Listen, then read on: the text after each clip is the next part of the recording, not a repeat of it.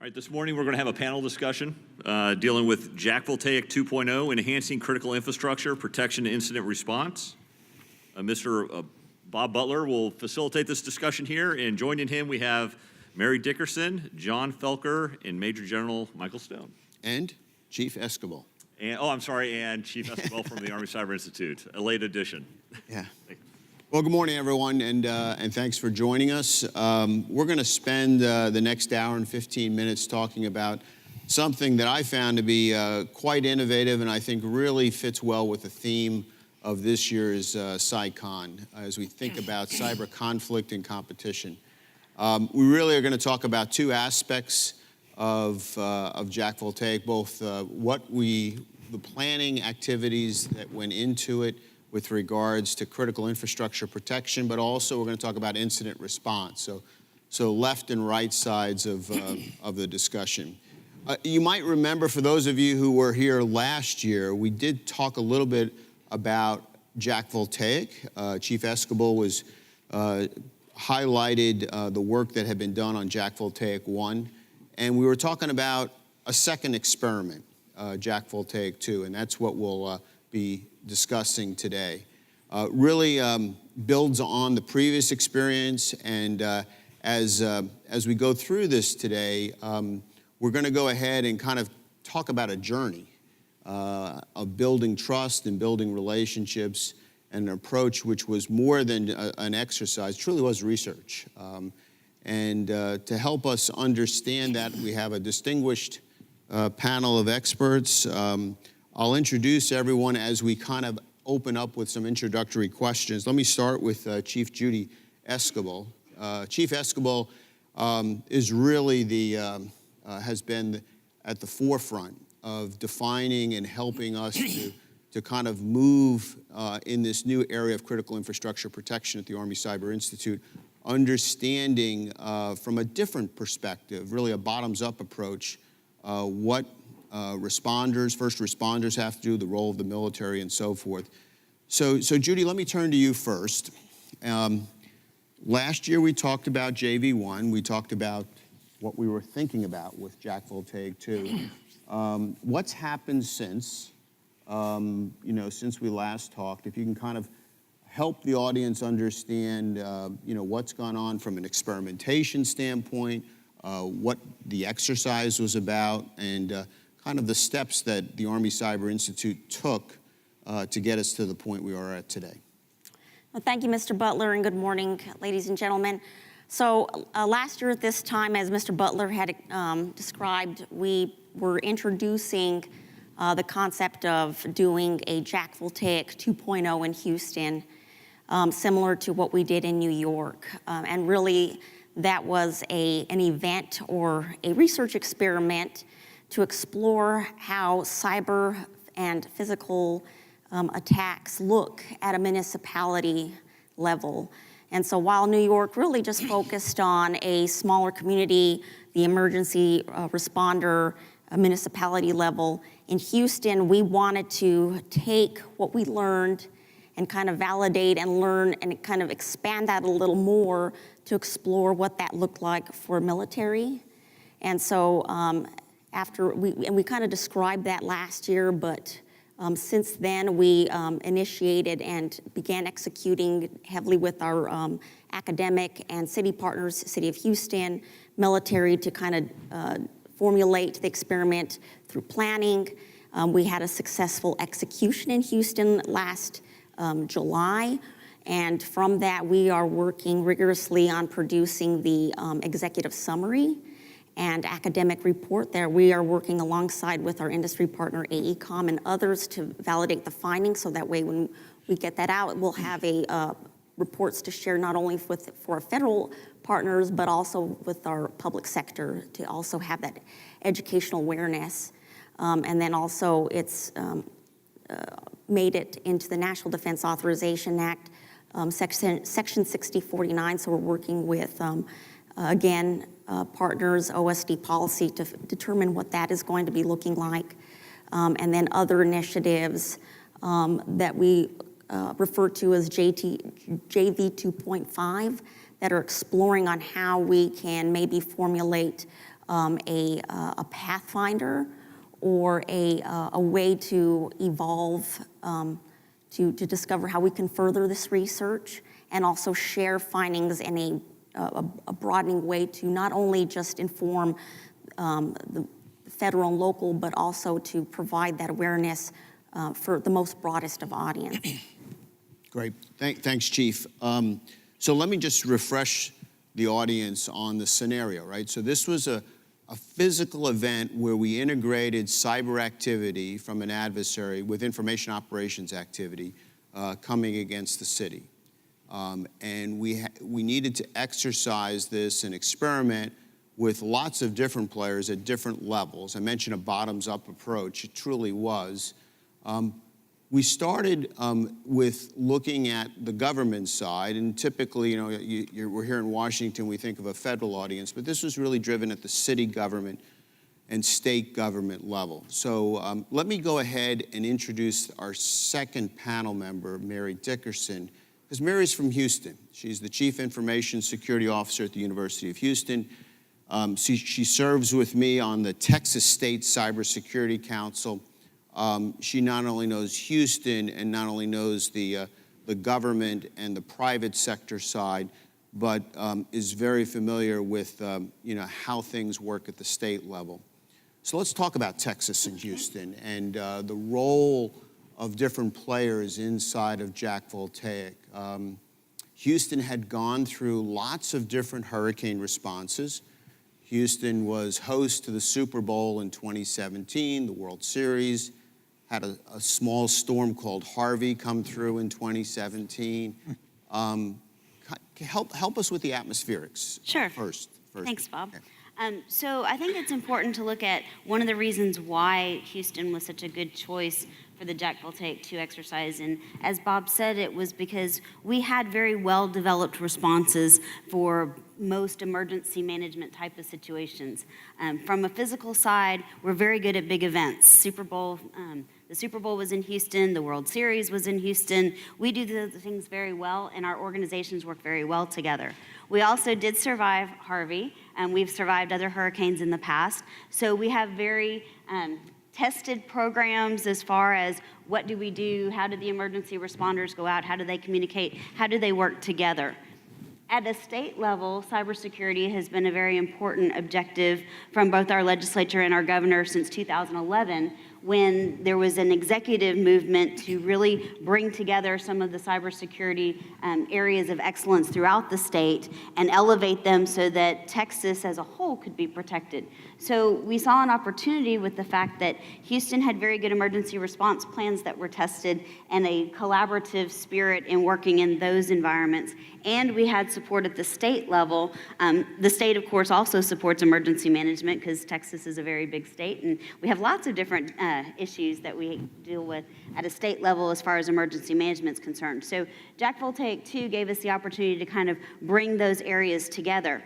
One of the things that we did want to very much look at was where are the gaps? I'm sure in most of the communities that you interact with, you'll see that the emergency management first responder side is very good, and the IT side is very good, and they probably don't talk to each other very much, if at all. And so that's what we saw in Houston.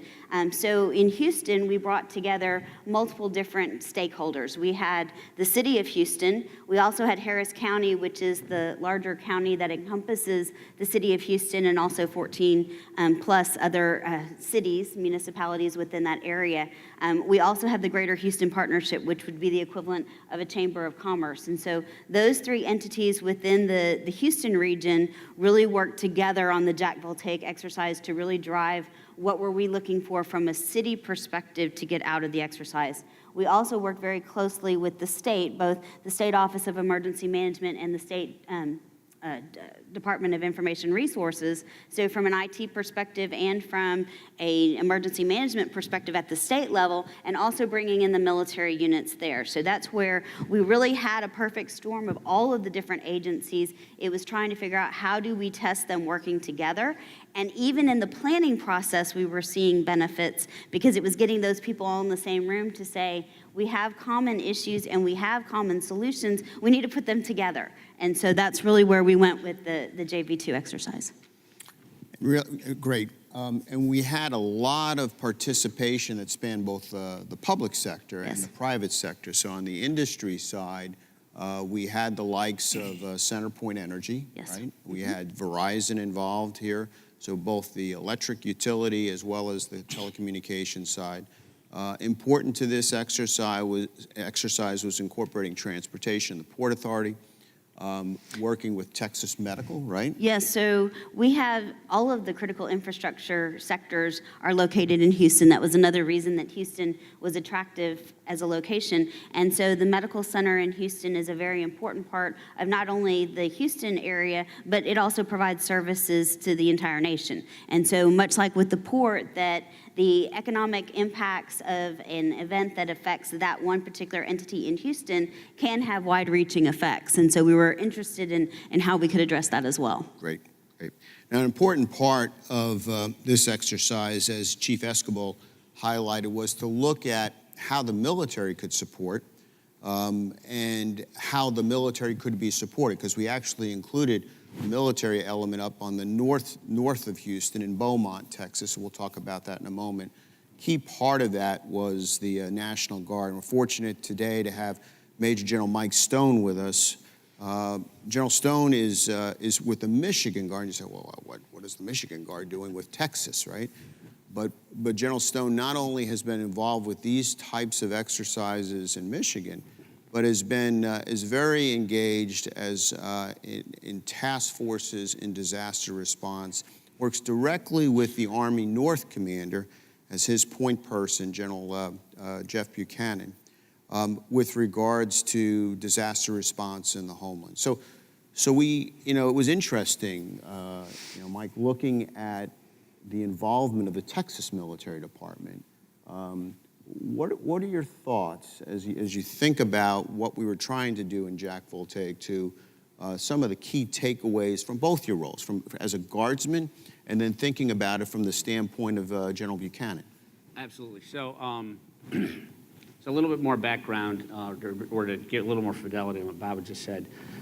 So I command a military police command, which is actually sourced U.S. Army North in response in the Seaburn enterprise. So I actually command Cree Bravo, Seaburn Response Element Bravo, which is predominantly National Guard units from 16 states, but I've also got Compo 3 and Compo 1 units, small units that are assigned to me if there's a deliberate attack on a U.S. city.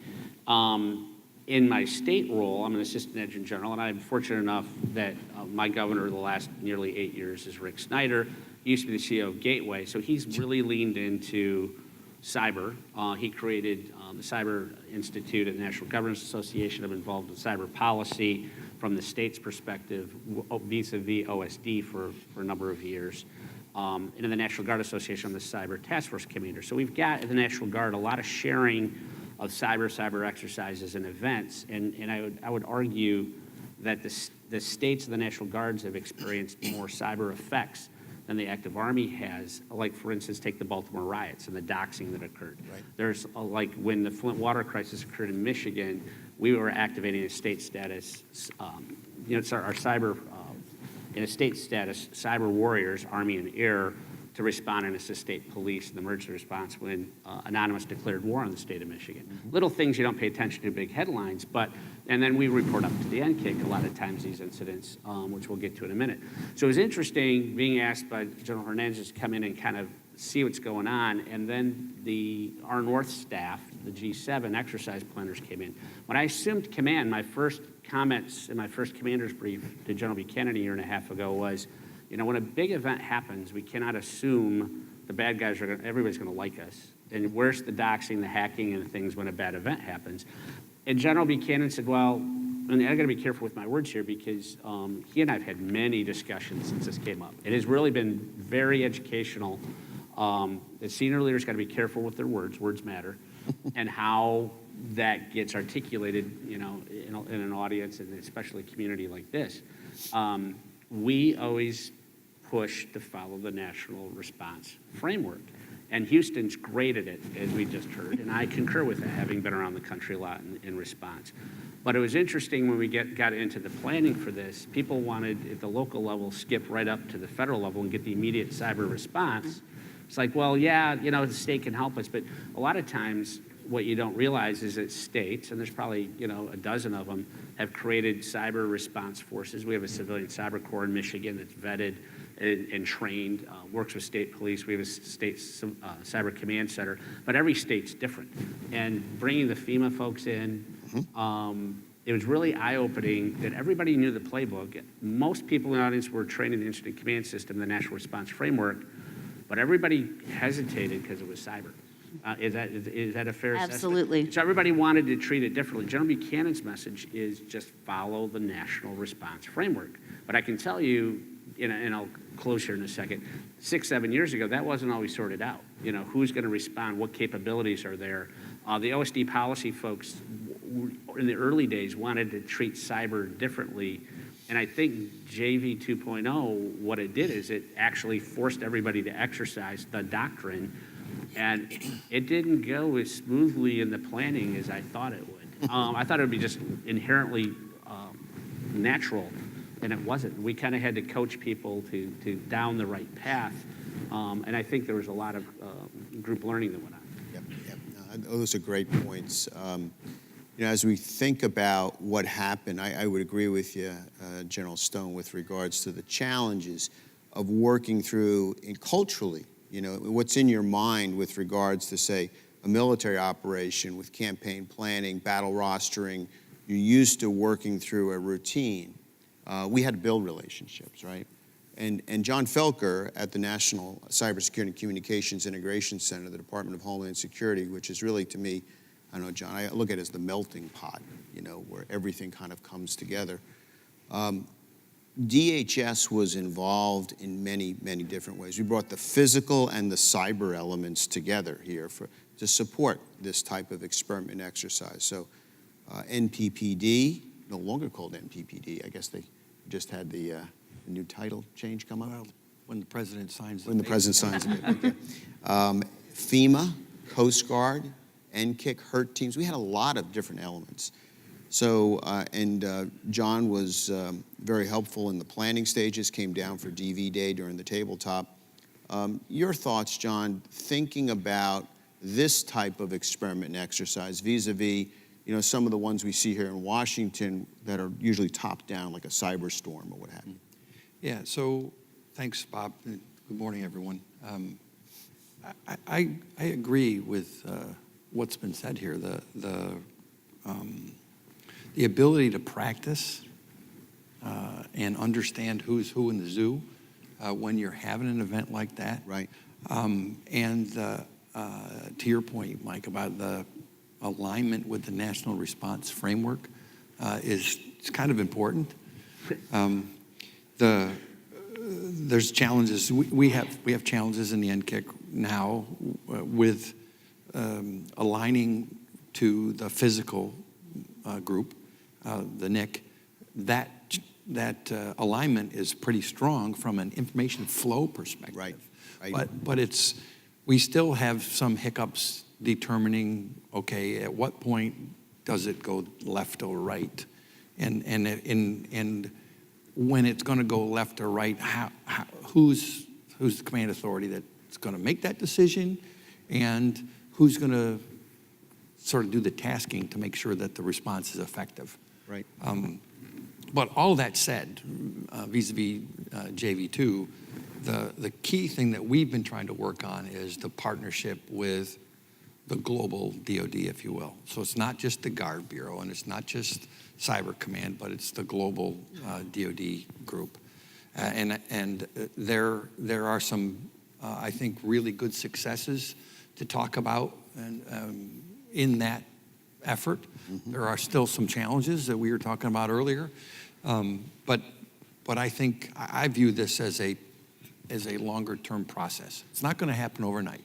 And the way I generally, in fact, I just talked to a Navy commander who's doing a master's thesis at the Air War College about this specific topic this morning. And if you think about it, there's two really easy ways to think about the evolution that I think is going to occur. One of them is pretty self-evident to everybody. Where was naval aviation in 1920? Where is it today? How much wrangling did they have to go through to make naval aviation part of the warfighting effort globally throughout those years? That's one way to think about it. The way I think about it is, how does the Coast Guard do law enforcement at sea? And in the early 80s, in order to even do a boarding on a foreign flag vessel, you had to get the commandant personally on the telephone in the middle of the night, if need be, to get permission to do that.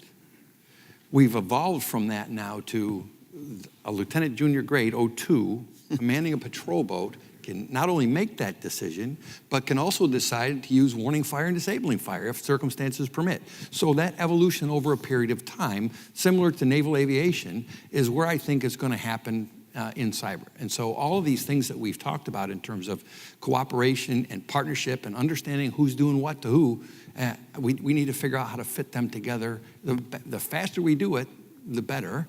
And we're going to make mistakes along the way. There are going to be hiccups. There are going to be things where somebody gets their nose out of joint because I did this and you should have done that, or whatever, right? So it's a process, and I think the process, from my perspective, is going really well.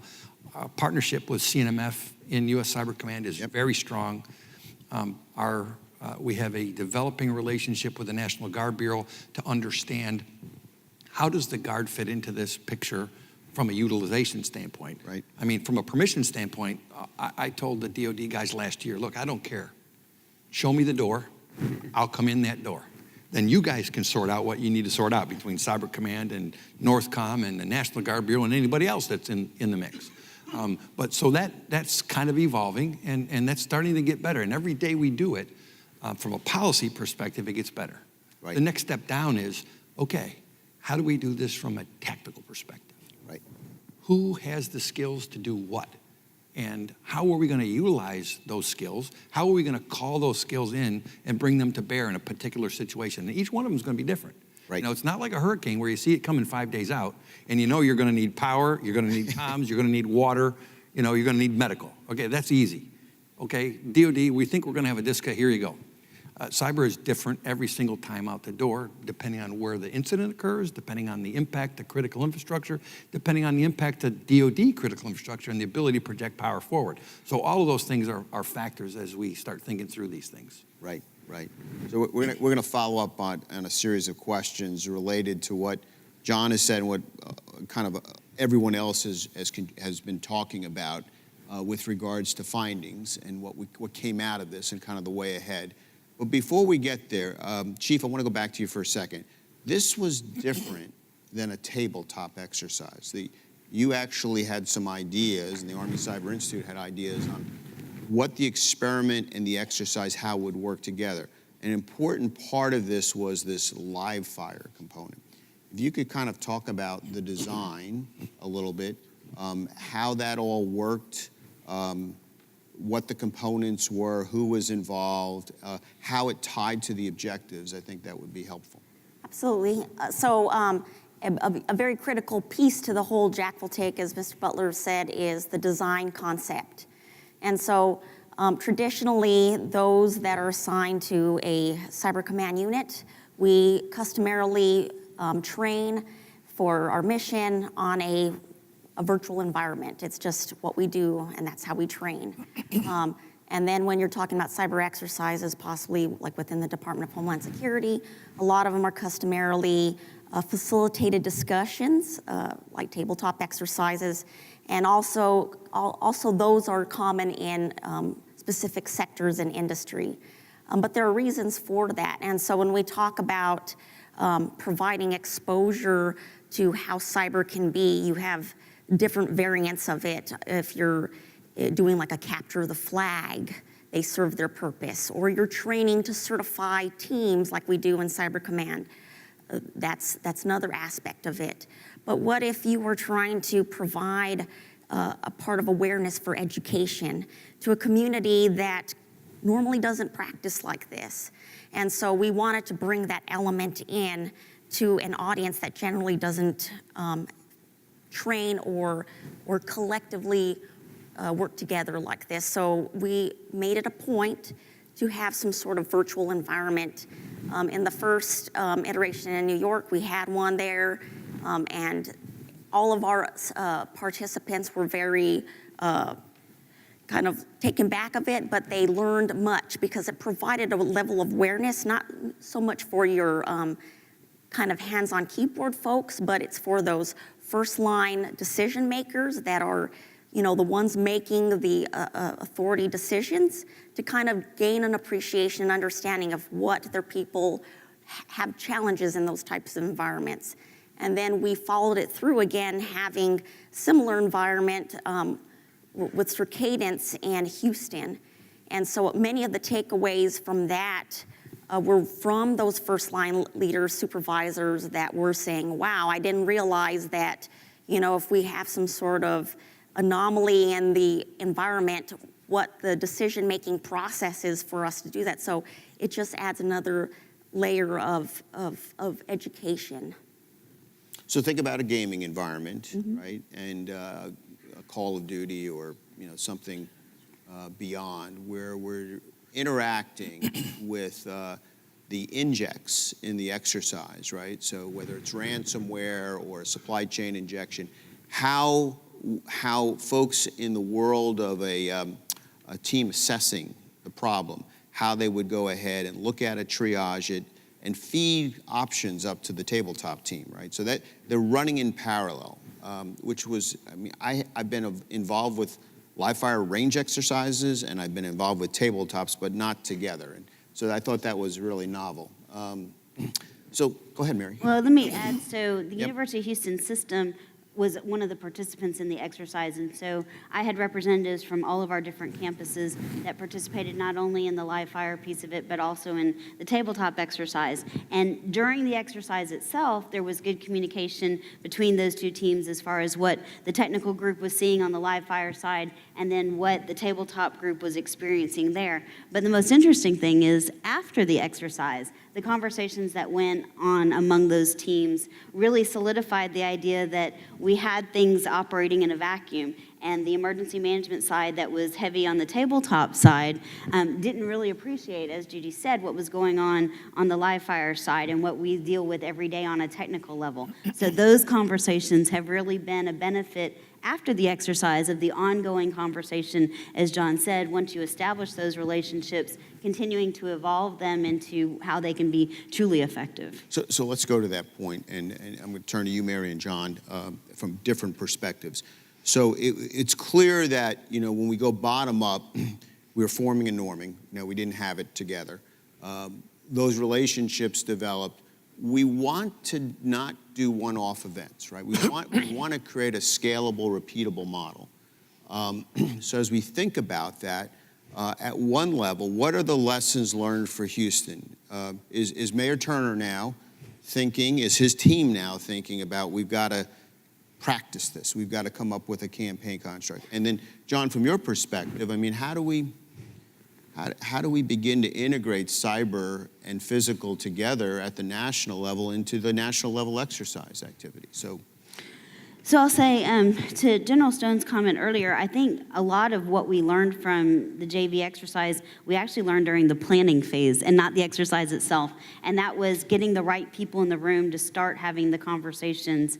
It was something that in the initial planning meeting, we had a core group of people that, you know, these are the people that worked on Super Bowl, these are the people that worked on Harvey, we know who they are. By the time we got to the final planning meeting, there were a whole new set of players that had been added to the planning session, because as the discussions evolved, it was, oh, you know, we really need this group. Oh, wait, this group isn't represented. So I think that's part of the sustainability of this, is the mayor for the city, the judge for the county are having those extended conversations now about how do we build these teams on a regular basis to look at these issues. But I think we also see it most importantly at the state level. I think the state is recognizing we need to have these types of key stakeholders for every major city in Texas start working on this. And then these are the things that we can automatically feed to some of the smaller municipalities so that while they may not have the scope that the big cities have, they still have the same issues. And so we still have to find a way to reach down to them and help them come up to the level of having these conversations as well. Okay. And industry is a part of that as well, Absolutely. right? Okay. And relying on the resources that, DHS is providing us. They're doing a great job from, the NKIC perspective to helping everyone. So if we can leverage those resources, that helps, that helps us all. John, thoughts? Yeah, so from a cyber and physical exercise perspective, we've got to figure out ways to make that more integrated. The next major, and you can't always count on these major exercises, though they're good, don't get me wrong, but there's a lot of work that goes into other smaller exercises that you can build upon when you get to a major exercise. So the two major exercises I'm thinking about are Cyberstorm, which is scheduled for 2020. Yep. And the FEMA's national level exercise, also scheduled for 2020. My goal is to force those two to be connected. Good. So that there is not a problem with exercise fatigue. Because, when we're talking about cyber and physical, the more we bring these two groups together to have this discussion and to exercise these processes, the better. So why would we do this one that's cyber focused that may have some physical impacts, and then do this one that's all physical with potentially some cyber stuff? Why don't we do it together and make them flow into each other, which is what we're trying to do. Right, and the other thought I would bring up, John, is, if we look at it from the adversary's perspective, the adversary is going to take advantage of predictable physical events, man-made and natural, Yep. right? And there's always going to be, in a connected world, a cyber element or an information space element to this. We need to start to practice. For a smart adversary, absolutely right. Go ahead. So if I can build on that. Yep. A couple of things for the audience that we all know inherently that I think are key, and to go back to what Houston did and why this was valuable, is, you go up to the Dual Status Commander's course at Northcom. The first block of instruction is, all incidents are local. They start and end local, and they're all political. And what was interesting, what I really liked about the exercise design building up to it was the Army didn't come in, ACI didn't come in and say, this is the scenario, this is the way you're going to do it. They negotiated with the city. The city knows best, and it really, I think, in my opinion, just my observations, forced the city, as you built, to look at their vulnerabilities in cyber. They picked a scenario and led us down that path in that scenario build that was most vulnerable for them, just like a commander would on a battlefield, most likely, most dangerous. And most likely, of course, is something simple, probably like ransomware, but most dangerous, they went in that path. And so if you're going to do these in the future, you've got to have that interaction with the city. And each ecosystem is different, and there are threats to whether it's a power plant, or whether it's a border crossing and trade, or whether it's a port, that kind of thing. But I thought that was one of the most valuable lessons out of Houston, was letting them help guide the scenario build in the meeting. No, I think it's a great point. Let's stick with this concept of working bottom-up, repeatable framework for just a moment. So John mentioned, we'll try to integrate the physical and cyber. We'll run exercises. That's great. But can we do more? Can we scale, right? And so Chief had mentioned 1649. So if you look at the current defense bill signed by the president, and you look at section 1649, it drives to some lessons learned from Jack Voltaic 1 and 2, and namely the idea of, can we create a pilot program to look at modeling and simulation of attacks on the homeland, and what should the military be about, right? So technology is a key aspect of this, and this will play out over the course of the next couple of years.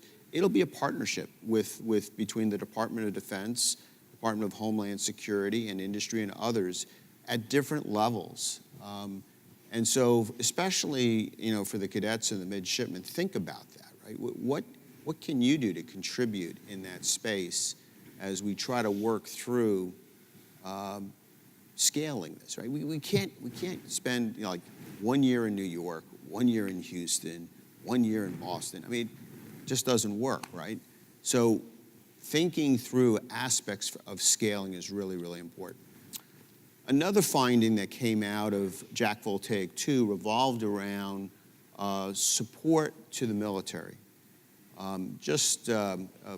Probably an hour, 45 minutes to an hour up the road is Beaumont from Houston. Beaumont is one of our largest in the Department of Defense, one of the largest transload locations for projecting force. And so think about this event, right? Think about this natural hazard event, a hurricane, and think about now an adversary manipulating in that space. Real challenges, right? So we talk about Army North. We talk about partnering Northcom and Cyber Command and Army Cyber and Army North together. There's this other element now where we bring other components involved at Transportation Command and the idea of the Transportation Battalion underneath Surface Deployment and Distribution Command. How do we ensure that the defense critical infrastructure, the infrastructure they're dependent upon, is sustainable, right? So Chief and maybe General Stone, if you could kind of talk a little bit about that. I know we got Beaumont involved late, but what were we trying to do? What did we observe? And what do we need to do kind of going forward? I can take it in a slightly different direction. So, after I went down to Houston and came back, you got to also recognize that I'm in my military police command role. There's not very many military police generals in the Army, and we get together once a month. Actually, yesterday, General Glazer, the Provost Marshal General, was in his office for our net call to all the GOs. I actually presented on cyber, worked previously with Colonel Pat Duggan, who was the installation commander at Fort Myer, and he was looking at cyber threats to installations and platform projection. Colonel Duggan's now moved down to the National Security Council, and he helped write the National Security Strategy that just got published. But the Army's really looking at these threats to our power projection, as Bob was alluding to. And when I presented to the Military Police Corps, the Provost Marshal Generals from around the globe came together. The first question I asked them before I presented was, how many of you are familiar with the term doxing? And not a hand went up. The military police, are trying to figure out how to defend and protect installations. And if, in our national planning scenarios or warfighting plans, how we're going to defend the homeland vis-a-vis DHS and get, our equipment where it needs to be in the globe. Right. But cyber really hasn't gone into that culture. So part of this exercise, I actually briefed on the exercise, trying to create that awakening. General Patty Frost has just recently retired as the first Chief 3 Cyber. She told me one of her jobs was to create this cyber awareness to the rest of the force. And I'm not sure we're there yet as an Army. And we have to think through in our planning the lessons learned from Houston and what's most vulnerable and what could a near-peer adversary do to us in cyber that we're not thinking about that could disrupt our perfectly good logistics plans and power projection capabilities. So that really didn't answer your question about the exercise, but I can tell you what I've taken from the exercise and delivered to other key leaders. Oh, and if I can add to that, so yeah, exactly what General Stone was saying, but also one of the learned things from this experiment was realizing that we saw what the need for a municipality level to identify those critical infrastructure related organizations at the lowest level to start beginning to say, okay, we partner with this entity when it comes to telecommunications, this entity when it comes to the energy sector. And traditionally, as you see, like at the more higher federal level and state level, we do that, but it's much more difficult to do. And you can take those same things and overlay it, as General Stone was saying, in an installation. And how many do we have? Like 91 plus installations in the United States. Each of the ports, which are like many little cities.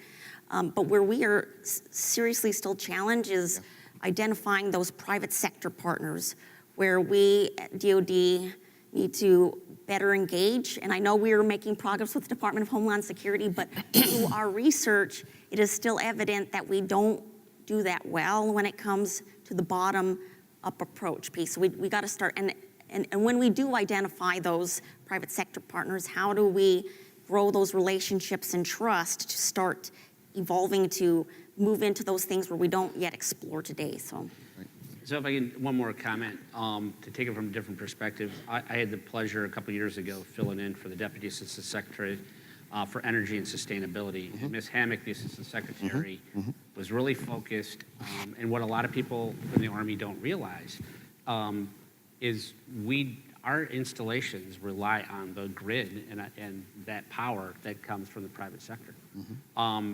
And you take a look at that map, and the Navy's done, I think, and the Air Force, a better job of that sustainability piece for installations and our ability to operate. But if you have this deliberate cyber attack against the United States and you've got a competitor who wants to ruin your day, you better be in partnership with those utility companies. You better figure out that infrastructure piece and what's vulnerable and what you need to do to partner. I just can't. All the business rules haven't been written. I like your analogy of naval aviation in the 1920s, because that's kind of where we are. We're creating the awareness. Now we're going to figure out what the problem sets, research questions are, and then how to operationalize it. And I think that's part of the theme today. We'll come back to this idea of mutual assistance. And John, I would like to get your thoughts on the models as they've evolved from ISACs and beyond. But before we leave this topic, I wanted to make sure that everyone in the audience, especially those who have joined us from overseas, recognize that this is not just a homeland topic, right? So when we think about, for instance, we heard General Renner talk yesterday from the SHAPE perspective. SHAPE is dependent upon force projection. It's dependent upon logistics, strategic logistics, and transload operations. This is as much about our allies as it is the United States, and thinking about ways that we can help each other in this concept of extended deterrence and collective defense. And thinking about not just what's inside the installation, but outside the fence line. As General Stone was saying, the grid infrastructure, the substation that has to support that installation or that port, or the telecommunications outside the fence line that has to support that particular installation. That was a key lesson learned, I think, coming out of Jack Voltaic too. Kind of pulling the thread now and looking at it the other way, military support to the city of Houston, right?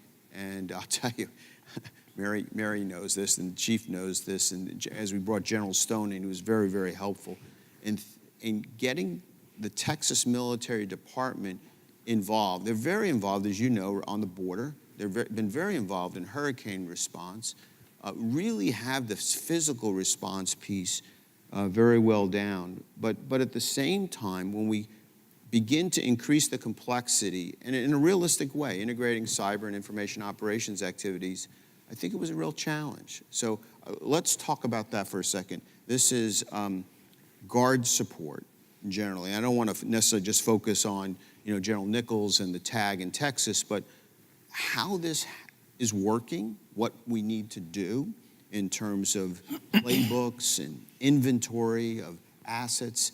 And maybe we'll just start with you first, General Stone, Sure. here, kind of talking about, what's the state of the art today and where are we going? Well, let's start with General Nichols. She's the Assistant Adjutant General for the Army. She commands the Army National Guard in Texas. First of all, the Republic of Texas. It's a large entity. I mean, it's a country. It's much more sophisticated as a state National Guard than most. One, because of its pure size, but obviously they operationalize often, and they're out there a lot. Compared to Michigan, we're a mid-sized, large state, but we don't have a lot of natural events and disasters. We don't have hurricanes and earthquakes, not like the California Guard, Texas. They are built around process in the Texas National Guard. So when I called General Nichols and said, hey, I'm coming to Texas, I want to make sure that you're not offended, some assistant adjutant general's coming from some other state. She's like, whatever. I mean, she was just really professional and nonchalant. We actually hooked up a couple months later, and we talked about the Houston event. But they don't have a lot of cyber mission force in the National Guard in Texas. They are not as focused as some other states like Virginia, Washington State, Maryland, Michigan on building cyber mission force that can do state and federal and be dialed up. So I think in her mind, and I respect this out of her, is she's got a very large organization. She's going to respond to texts, whatever the requirements are, and they're going to be able to do that. And if they don't have the cyber capability, they'll just dial it up through the Army and that cyber mission force. But other states, and you got to remember, there's 54 states and territories. Everyone's got a different culture, a different expectation, different personalities. Will want to approach the cyber problem differently. But yeah, so they got involved. If it had been a different state, there would have been either zero response, or they would have been all over and say, hey, we don't need your help until we need your help from the feds. To add from the Houston perspective, I think one of the challenges at our level is an awareness of what those resources even look like. We know for a hurricane, we know what assets are available, we know what they can do, and so those are leveraged very appropriately. Right. But in a cyber realm, a lot of the discussions that went on were, tell me again what it is that you do and how do we do it? So I think it was a real awareness on the city's perspective as to what those capabilities could be so that we even know what to ask. Yeah, it's interesting. Mary reminded me of the military overlay coming into this. You know, especially, Judy remembers this when we started talking about live fires down in Houston, live fire X, that didn't go over too well. Lots of explanations had to occur. So let's pull on this thread just a little bit. So we've got guard at uneven levels. We're still evolving. There's we're building cyber mission force capability. We have this different kind of aspect of DISCA, right? And so, John, when we think about, you know, how the DoD and how the Guard should be supporting these activities in cities and states, what are your thoughts about what we need to do at this stage? I mean, we can certainly we're going to have to revisit DISCA, I would guess. Does the DoD DHS MOA help us in this space? How do we move forward? It does, Bob. I mean, the partnership that we've been working on for the last almost 2 years now with U.S. Cyber Command and CNMF in particular, it helps us at a tactical level significantly from a skills comparison, process comparison, training, qualification, all of those things. We're trying to get them as close to the same as we possibly can for lots of reasons. We want a response, whether it's a DHS response or a DoD response or a combination or a state or whatever. We want them to be similarly qualified at a good level. You know, and in some cases, like you said, some states aren't really they aren't going to get there anytime soon. Other states, they're all over it. So the partnership in figuring those things out, and I think we are pretty close from a training, qualification, and ConOps perspective. Okay. In fact, we have a joint ConOps that I signed off on 2 weeks ago. It's in DoD somewhere, waiting signature. Okay. So, and it's been exercised and checked on an informal basis. Okay. A couple of months ago, we sent some DoD observers to a critical infrastructure partner in Oklahoma to observe us doing a proactive hunt exercise. And bing, bing, bing, bing, bing, right down the line, make sure that the ConOps was consistent. It lined up with the rules, authorities, process, procedures that CNMF has. So those things are all really, really good, and they're kind of moving along. The challenge is that when we get to the strategic or the policy level, and you try to take the National Response Framework and DISCA and overlay it with a cyber event, there's still not a recognition that it can go the same way. And we've got to practice it. Oh, it's cyber, so we got to do it differently. Right. No, we don't. Right. And so we've got to figure out how that's going to go. And then there are still some policy issues. You know, the NDAA also says that there are, DOD's authorized 50 personnel to DHS to support cyber and the NKIC on a non-reimbursable basis. Still working that out. How does that happen? What do they look like? What flavor are they? Where do they go? How are we going to do that? Right. Well, I think we're way ahead of the curve once that gets sorted out to put people on the ground. And I don't care where they come from. I don't care which CPT, whether it's a Guard CPT or an Army, Air Force, Navy, doesn't matter. Right. The commander's going to decide who's got to get the the training, where they're going to fit in, where they fit best. You know, he's got some CPTs that are focused on control systems, for example. Right. So how do we get those guys and girls the repetitions that they need to be really good? They're not going to get them in their current environment. Bob, can I make two subtle Sure, important sure, points? yep. Number one is, I've not talked about Compo 3, the Army Reserve. They've got cyber capability. They're at the exercise. Part of what the exercise is trying to do is figure out how they fit in. You know, this is not just, you know, active duty CPTs, Guard and Reserve. We're not in competition. It's about how we fit them That's together exactly and dial right. them up. The second one, I think, relates to the NKIC. It's not always going to be an Army solution or a DoD solution. It is not in cyber. But the classic question of who needs to know, are we sharing information? Because, for instance, we haven't really talked about FBI and their cyber capabilities. Right. One of the things we try to do Right. in our state and coach other states is make sure that you're reporting up through the Guard Bureau to Cyber Command. They have their own common operating picture, which is different than the NKIC's common operating picture. But a lot of For now. times, yeah, right. But the NKIC's common operating picture sees more of the civilian and federal response capabilities, and it doesn't always need to be a military solution. Now, Right. the military needs to probably have awareness, especially when it involves critical infrastructure, life, limb, and effects on DoD operations. But that's where the business rules got to get sorted out and why the NKIC is so valuable. And I think you made a point too about the FBI. So this is a partnership between us, DHS, and the FBI in terms of civilian cyber and critical infrastructure cyber. Bringing another partner in, DoD, is a good thing. We've got to figure out how that works. But you should also realize that the on-the-ground operations that occur between DHS, NKIC, and the FBI are superb. We have these very clearly delineated missions. FBI is threat response, essentially put somebody behind bars, put somebody in jail, watch it for longer. Maybe we want to get somebody higher up the food chain, okay? Right. DHS has the asset response, stop the bleeding, continue to have the critical infrastructure operate while an event is going on. And so on the ground in those events, there's a balancing that goes on, and the right decisions are almost always made Right. without any real political concern. And I love it that it occurs like that. The political concern happens inside the Beltway. And there's still some challenging policy issues. There is a dynamic tension, if you stop and think about it, between those two missions. The mission of asset response and threat response. They are almost always, at some level, diametrically opposed.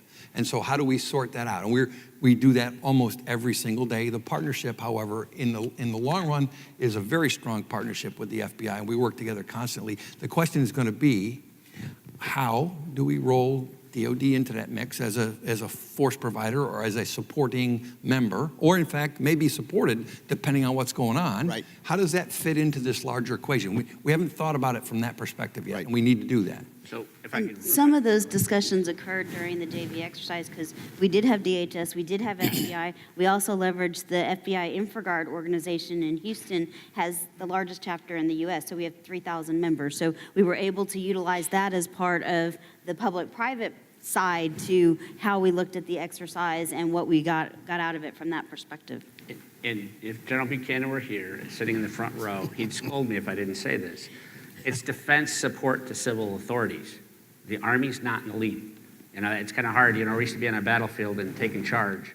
It's support to civil authorities, and that's what we got to keep that balance in Yeah, mind. and there's a balance too within our partnership between DHS and DoD. Right. Like I said earlier, I want to go through one door. I don't want to have to mess with 75 different staff elements to get to the right answer. I want to go through one door and let you guys sort it out.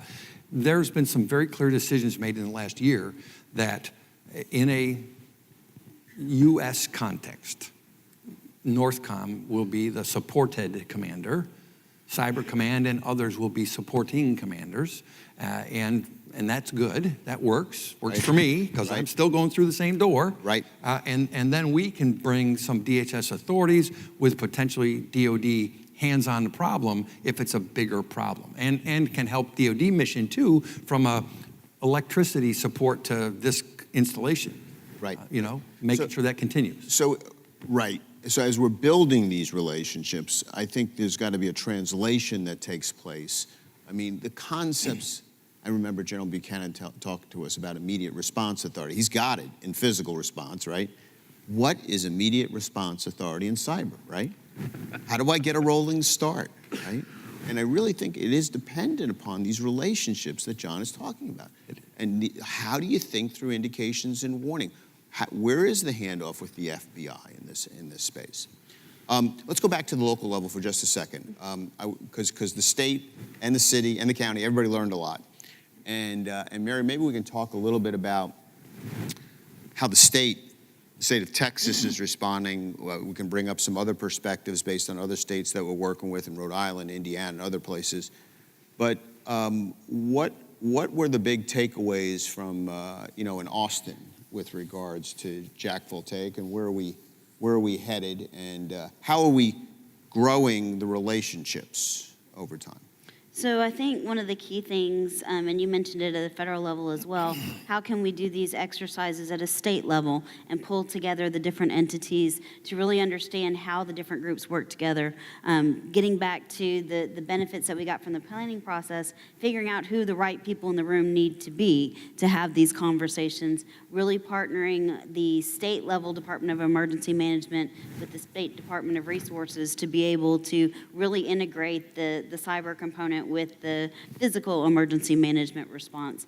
That's key, and also understanding where the military's role in this is and how it can be leveraged at a state level effectively. I think those are probably the key takeaways, is identifying those parties, getting those relationships built so that the trust can be established, and understanding what are the capabilities, where do we need to have additional resources to supplement, and where do we have existing local resources that can rise to the challenge.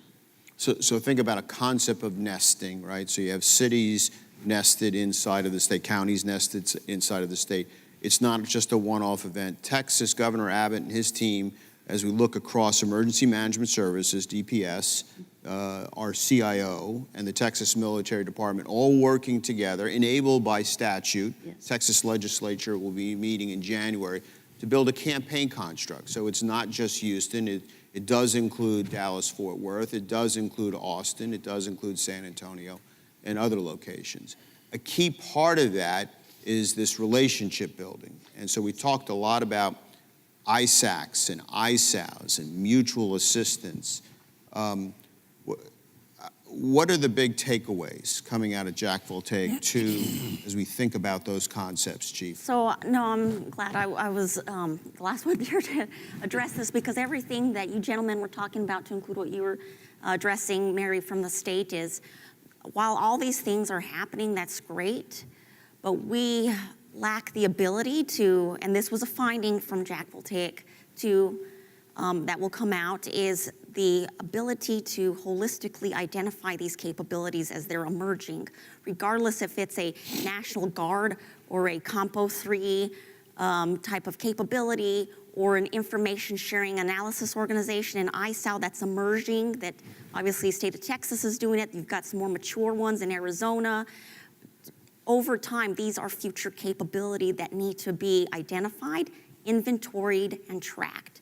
Because when we talk about moving with the speed of agility and being able to leverage those assets, whether we are DOD or DHS, those things need to be readily known and available, and known how to leverage, and we do not know how to do that. As large as we are, we need to learn how to do that. So I don't know what the answer is, but it's something that we need to continue to evolve on how we do that. So that was one of the takeaways. So if I can build on that, Chief, sorry. Remember, in most states, your adjutant general commands your National Guard. Our commander-in-chief is our governor until federally activated. Right. So, I'm not saying that cyber mission force for the Guard needs to always be involved. I'm not saying that. But, one of the first places the Army should be reaching to is the adjutant general's office, because they will know that ecosystem within that state. Right. Quickly, and they will be your guide to your federal and state partners at that local level or at the state level. So having them be part of the oil in the machine that helps speed things along, and most states can quickly help you with those relationships and get those ISACs involved and get that information more quickly to where it needs to be. And so let's flip the discussion just a little bit. We've been talking a lot about response. What do we do when we have a bad day, when an event has manifested? What do we do before that? How do we make sure that this state, or let's use Texas, a good example. How do we make sure that everybody in the state that needs to know about a potential event knows? What's the information flow that causes that knowledge to be passed? And it goes back to the same thing.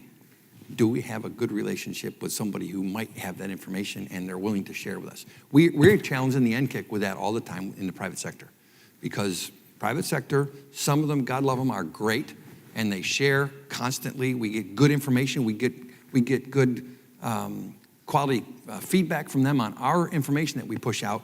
Others, depending on their general counsel, don't want to talk to us. Right. Right? And so it's not about, an electric company. It's about all the things that the electric company touches. And how do we bring that together so that we can understand something that happens before it happens? How can we prepare for it better by having this trusted loop of information that's being shared that will then, in my view, cascade to, yeah, I know Fred and I know Susie and I know Joe, and they're all in these 3 different entities, and they shared information. We're ready for it. And by the way, now we got to respond. Same people are going to be responding. And those trust relationships are critical to develop before we have a bad day. I couldn't agree with you more, John. So let me mention what we're trying to do in Texas, and then we're going to go to audience questions. We've got about 10, 15 minutes left. Happy to take questions from the audience as long as they're directed right and left.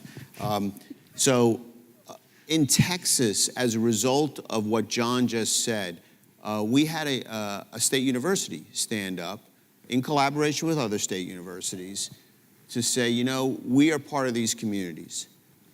We have relationships, and we are building relationships further. We have relationships with the local government. We have relationships with the federal entities supporting that local government. We have relationships with industry. Let us take that on and try to build as a concept of a state ISAL, right?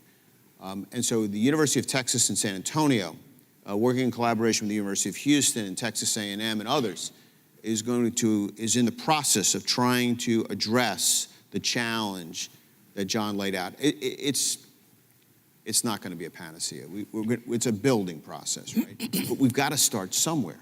So let me kind of add to that. Yeah. So one of the constructs that UTSA is working toward is the idea of a geographic area that people are information sharing. Right now, a lot of the information sharing is gone on by sector. So financial services has a very well-established ISAC.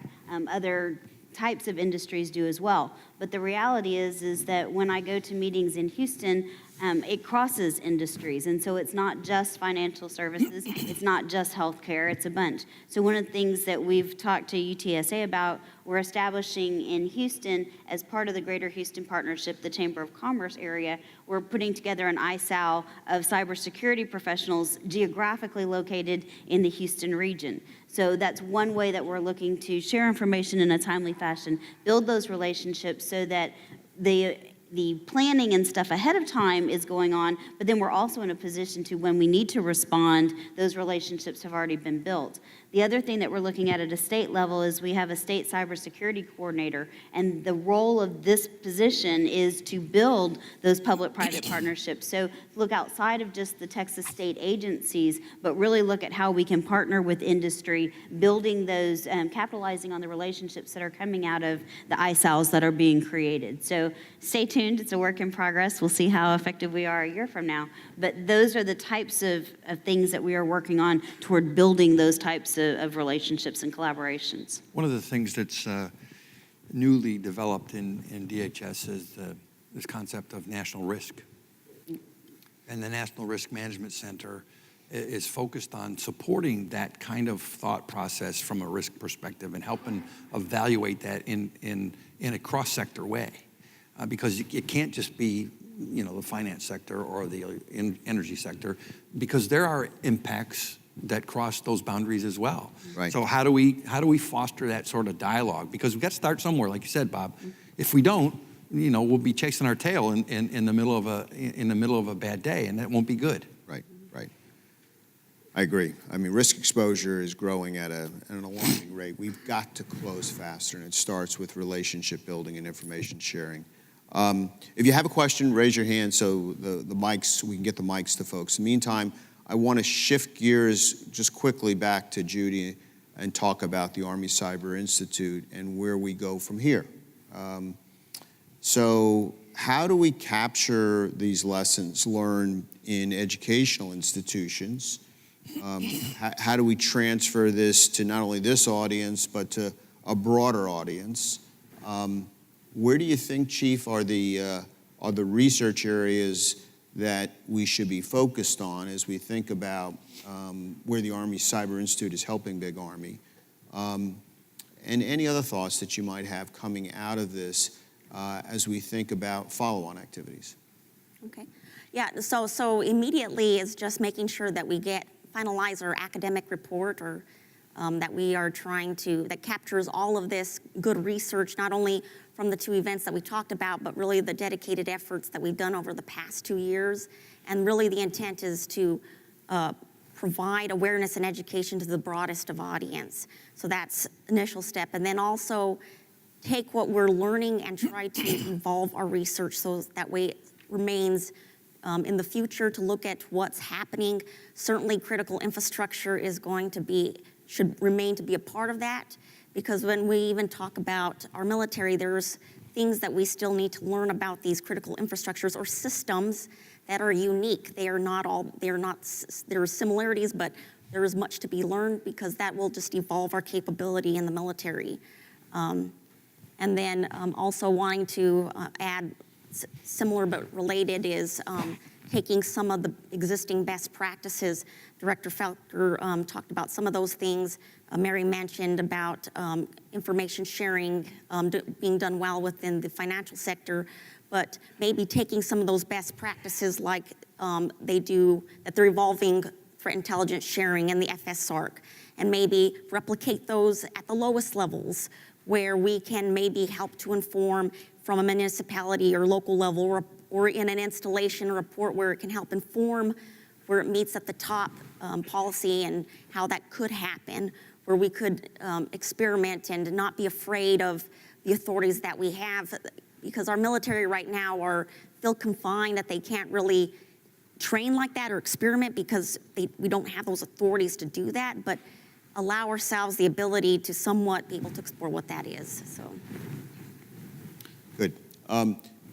So let me go back to one last point with regards to, well, 2 points I should make. One is culture, right? I think we must find ways to change the culture here.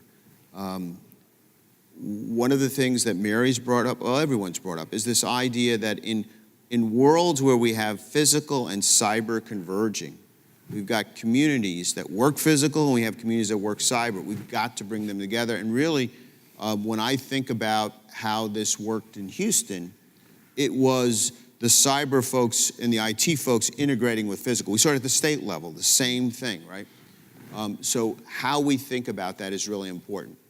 The other idea, and I'll speak from my industry perspective, private sector entities are incentivized not only because of business revenue, but also because they're part of these communities, right? Part of what we're about is using the same critical infrastructure in many cases. So we're mutually incented to work in that space. We're also living within communities where we're interested in jobs, right? We're interested not only in generating jobs, but also creating more jobs as we try to grow revenue. So I think the way we think about public-private partnerships in this space needs to evolve, needs to change. Spent a lot of time working through this and looking at, infrastructure rebuild. The President talks about an infrastructure bill coming. It's really important for us to not rebuild infrastructure the same way that we've done it. This should be a collaborative effort in thinking through how we build resilient infrastructure for the future, not just in the physical sense, but in a converged and interconnected world. Okay, final thoughts. Any questions, first of all? Great.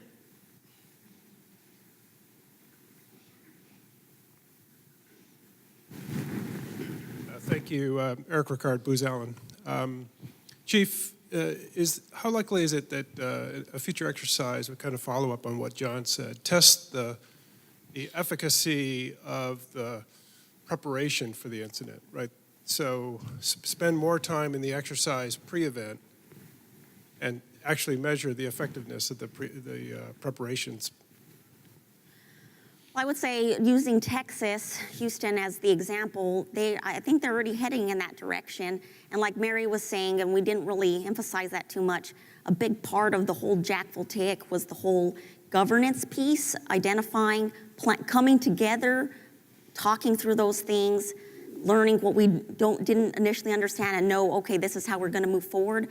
And then your other part, how do we test those things? There are actual existing frameworks that the University of Texas San Antonio already have that can be implemented to use those. So if anything, because of the Jack Voltaic, I can foresee that maybe happening for Houston and hopefully setting an exemplar so other states and cities can follow.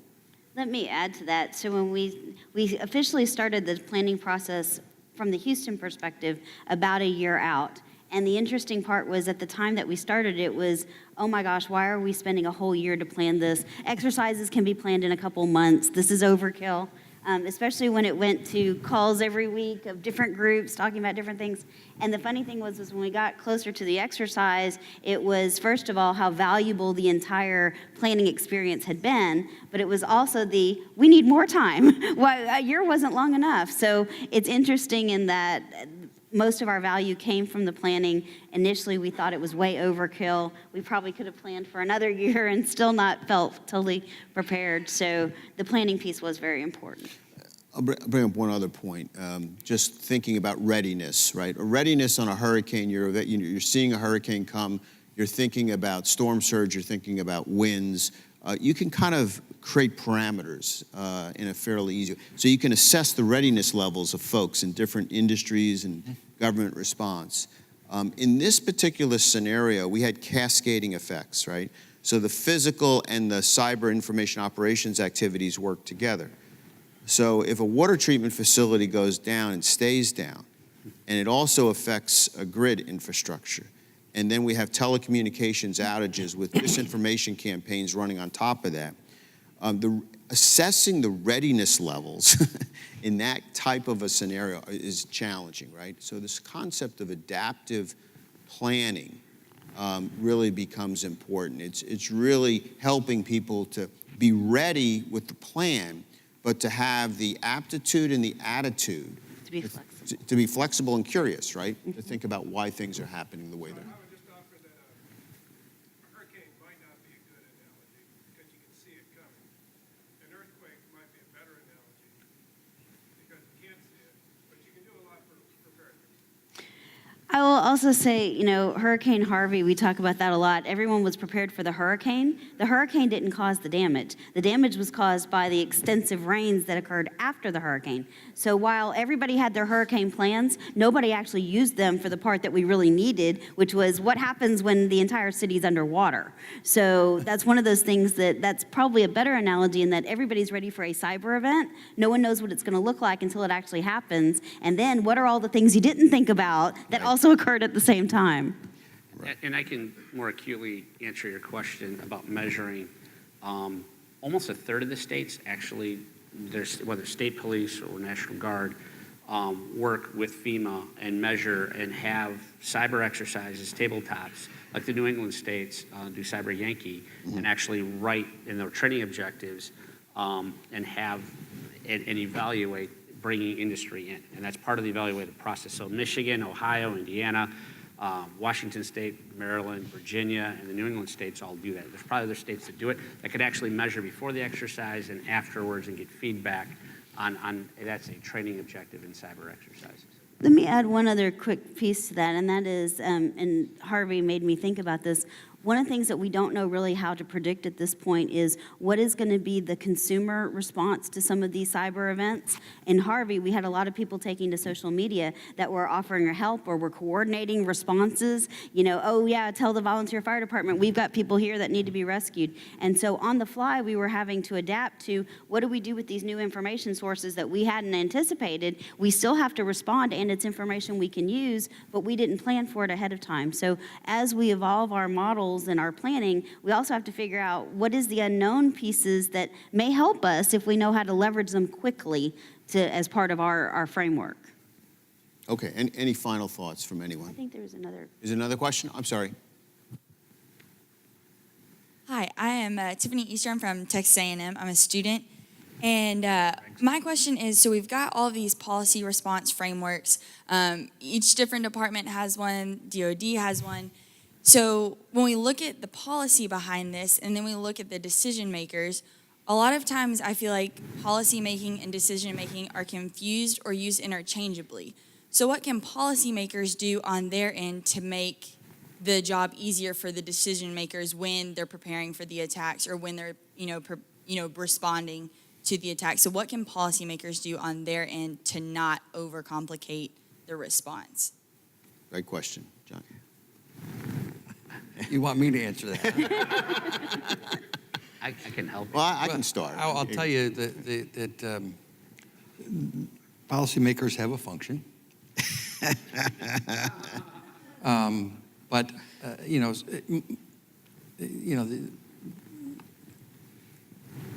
have to open your aperture a little bit and be creative when you're creating policy.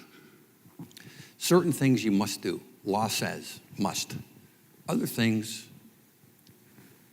aren't there. So how do you be creative with the policy structure that's going to allow those decision makers the latitude to make a good decision? A decision based upon what they see on the ground, not what somebody in Washington thinks. And if I can build on and give a classic example, and this might rip open a scab, years ago, the policymakers decided DHS would have these CERT teams.